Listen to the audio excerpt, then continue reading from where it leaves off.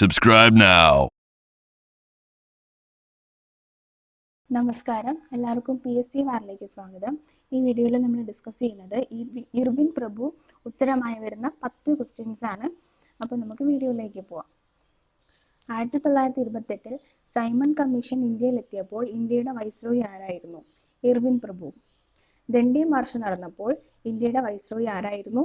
Irwin പ്രഭു. Christian viceroy എന്നറിയപ്പെടുന്നത് ആരാണ്? Irwin പ്രഭു. ഭഗത് സിംഗിനെ തൂക്കിലേറ്റിയ സമയത്ത് ഇന്ത്യയുടെ വൈസ്രോയി ഇർവിൻ പ്രഭു. ഗാന്ധിജിയുടെയും ഏത് വൈസ്രോയിയുടെയും പേരിലാണ് 1931 ഉടമ്പടി അറിയപ്പെടുന്നത്? ഇർവിൻ പ്രഭു. ഒന്നാം വട്ടമേശ സമ്മേളന സമയത്ത് ഇന്ത്യയുടെ വൈസ്രോയി ഇർവിൻ പ്രഭു. ഇന്ത്യൻ നാഷണൽ കോൺഗ്രസ് പൂർണ്ണ സ്വരാജ് പ്രഖ്യാപനം നടത്തിയപ്പോഴത്തെ ഇന്ത്യൻ വൈസ്രോയി ഇർവിൻ പ്രഭു. പെൺകുട്ടികളുടെയും ആൺകുട്ടികളുടെയും വിവാഹപ്രായം യഥാക്രമം 18-14 എന്ന് നിജപ്പെടുത്തിയ ശാരദാ നിയമം പാസാക്കിയത് ഇർവിൻ പ്രഭു. ഇന്ത്യയുടെ തലസ്ഥാനം ന്യൂഡൽഹിയിലേക്ക് മാറ്റിയ വൈസ്രോയി ഇർവിൻ പ്രഭു.